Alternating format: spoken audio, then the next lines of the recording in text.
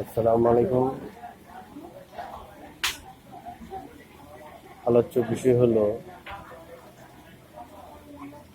শিশুদের আচরণ গঠন কোন সময়টা আমাদের এটা বুঝতে হবে। শিশুদের আচরণ গঠন সাধারণত 1 থেকে 5 বছর সময়ের মধ্যে তাদের ফিল আপ হয়ে যায়। তারা যতটুকু মেমোরি দরকার আর যতটুকু বোঝা দরকার তারা বুঝে ফেলে। প্রাথমিক যে আচরণ গঠনের যে শুরুটা এটা প্রথম পর্যায়ে হয়ে যায়। এই সময় বাচ্চাদেরকে রেখে কোথাও কাজ করতে যাবেন না, কারণ এই বাচ্চায় আপনার জীবনকে অতিষ্ঠ করে তুলবে।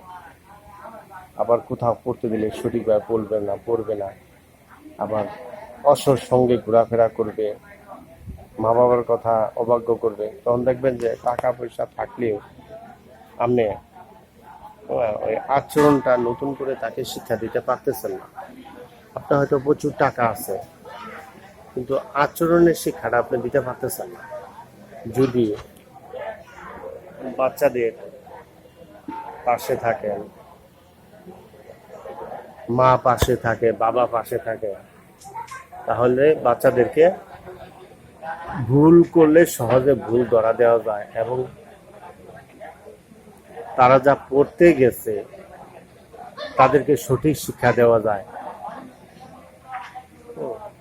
বাচ্চা পড়তে গেছে, পড়াটা যদি আগে থেকে গার্জিয়ান না দেখে, অভিভাবক না দেখে, মা বাবা না দেখে, তাহলে কিন্তু বাচ্চা সঠিক রান হতে পারবে না, সঠিক চালু হতে পারবে না। চালু হতে না পারলে উপরের ক্লাসগুলো তার কাছে বিষাক্ত লাগে, যার কারণে সে স্কুলে যেতে চায় না, মাদ্রাসায় যেতে চায় না, শিক্ষকের কথা শুনতে চায় না।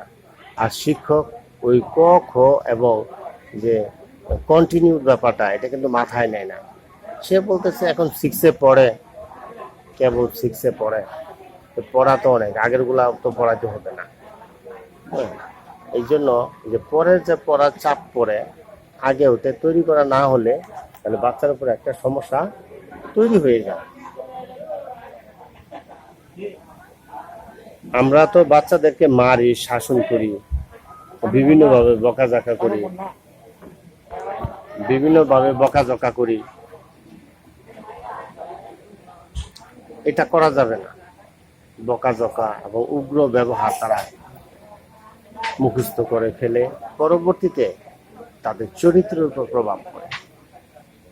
মা বাবার আমাদের মধ্যে দুইজনের মধ্যে সুখ শান্তি থাকতে হবে, একজন আরেকজনের কথা মূল্যায়ন করতে হবে এবং একজনের কথা আরেকজনের মূল্যায়ন না হলে ধৈর্য ধারণ করে তাকে বোঝাতে হবে, অভিনয় করে বোঝাতে হবে। ওয়াইফ নিজের স্ত্রী যা পছন্দ করে, পছন্দটা পরিপূর্ণ না হলেও কিছুটা দিয়ে তাকে সান্ত্বনা দেওয়া,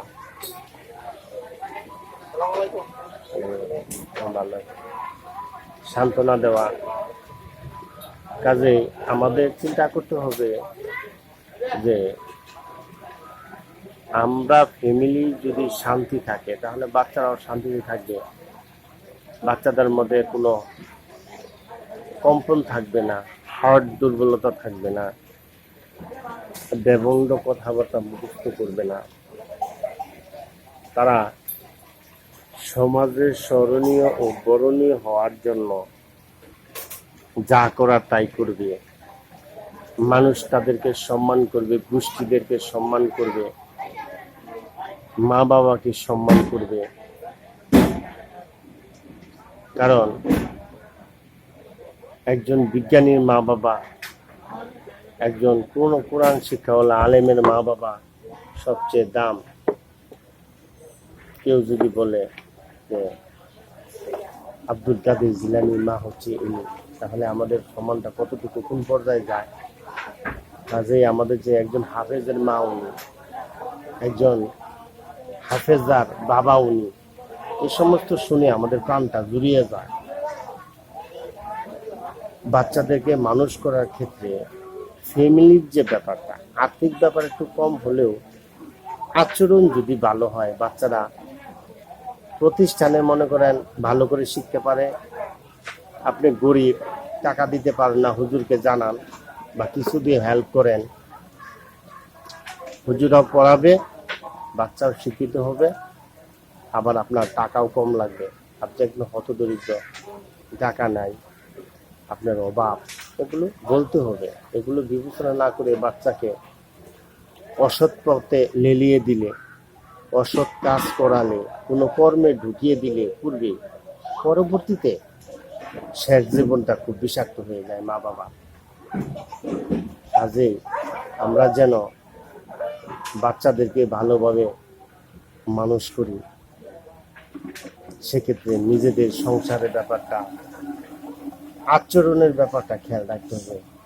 বাচ্চাদের আচরণ গঠনের জন্য নিজেদের আচরণকে পরিবর্তন করতে হবে। নিজেদের আচরণে ভুল আছে কিনা এটা দেখতে হবে।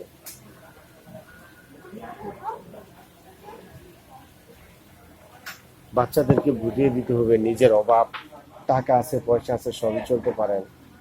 যে একটা মেয়ে জানতে পারে যে অভাব কি জিনিস, বা অভাব হলে কি অসুবিধা হতে পারে, টাকা কিভাবে ইনকাম হয়, এগুলো যদি এক বাচ্চা কাচ্চা জানতে পারে, তাহলে পরবর্তীতে বিবাহ শাদী দিলে তারা নিজের আপন স্বামীর সাথে উত্তম আচরণ করবে। আর যদি অভাব বুঝতে না দেন, তাহলে পরবর্তীতে তাদের সংসার লাইফ ভালো হবে না।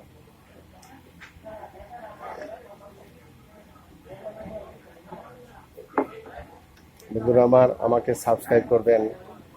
নতুন নতুন গুরুত্বপূর্ণ কথা আপনাদের সামনে উপস্থাপন করব। সাবস্ক্রাইবারের সংখ্যা আলহামদুলিল্লাহ মোটামুটি উঠতেছে, আপনারাও পড়েন, আমি আপনাদের পাশে আছি। আসসালামু আলাইকুম।